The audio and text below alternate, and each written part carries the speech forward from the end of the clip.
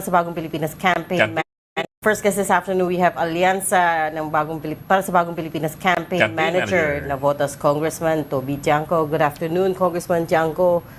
Yes, good afternoon. Thank you for joining us. Hi, Congressman. Yes, Congratulations, ha? Long time no see. Nakabawi na ba kayo tulog? Hindi pa masyado. Nagbabawi pa lang. Dami pang trabahong yun. Well, it's double-sided, no? It's both congratulations for winning your re-election. Personal congratulations. And also commiserations sa outcome ng Alyansa slate. So, let's start with that. Ano po yung assessment nyo? What happened? What went wrong there? And what you think you could have done differently? Okay, number one, syempre, this is the reason why I've been avoiding interviews during the campaign. Now, if you notice, I never granted interviews during the campaign because there are questions that I wouldn't have been able to answer. May mga tanong na talagang hindi ko kayang sagutin noong kampanya dahil makakasama doon sa aming kampanya.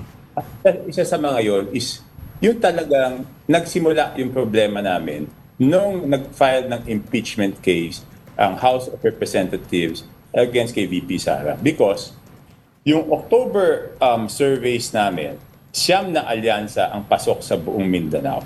Pagdating nung survey namin after the impeachment, before the incident of bringing the former president to Hague, 4 na lang.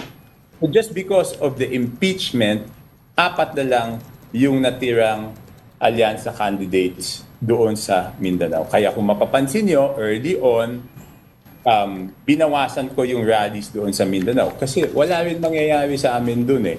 Pupunta kami doon, hindi rin naman namin makukumbinsi yung mga tao.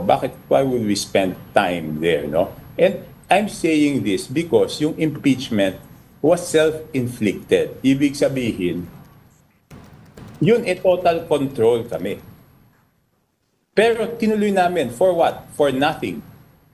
Diba? Nag-file ng impeachment complaint February 5. Hanggang ngayon, hindi pa nasisimulan. Pinigilan ko sila noon. Ayaw nilang makinig. Sinabi ko, maapektuhan yung mga senador natin. Ayaw nilang makinig. So, yan ang nangyari. Sir, clarify ko lang, when you say pinigilan mo sila, sino pa yung tinutukoy natin? Sinabi ko doon sa House na anong stand ko doon sa impeachment. Una, sinabi ko, bakit nyo ginagawa yan? Last day of session. Okay? Last day of session. June 2 pa magpaadidinggin ng Senado yan. Magiging issue yan sa election. So, kaya hindi ako pumirma. Tinuloy nila. O yan ang naging epekto. Tapos nasundan pa nung sa Hague. No? So, anong nangyari doon sa isip ng tao? Ang nangyayari sa isip ng tao, masyado nating pinupunterya, di ba? Masyado nilang pinupunterya. Ibig sabihin, una, yung anak, kinimpeach mo, tapos yung tatay na padala sa Hague. Pero yung pagpadala sa Hague, there are circumstances external to us beyond our control. Di ba? So, hindi mo pwedeng sabihin na yan ang reason. Ang talagang pinagsimulan yan is yung impeachment na pinipigilan ko silang gawin. Pero sa sinubukan po niyong pigilan yung liderato ng Kongreso, ano po ang sagot sa inyo kung bakit nila itutuloy o tinuloy nung panahon yun? Okay. Alam na nila yung stand ko tungkol dyan. Kaya nung huling meeting, hindi na nila ako sinama dyan sa usapan ng impeachment. So anong ginawa ko? Hindi ako pumirma.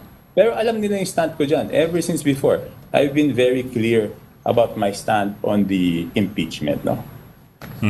Congressman, merong story ngayon from the House eh. Sabi nila, I think it's in reaction to what you said, no?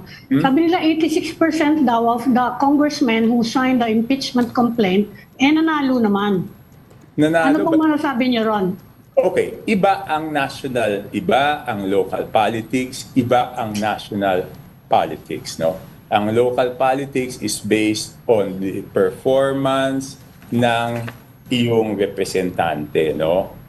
Ang national politics is based on perception. Okay? So, ibang-iba yon. Ay nako, ino-offer natin itong tablet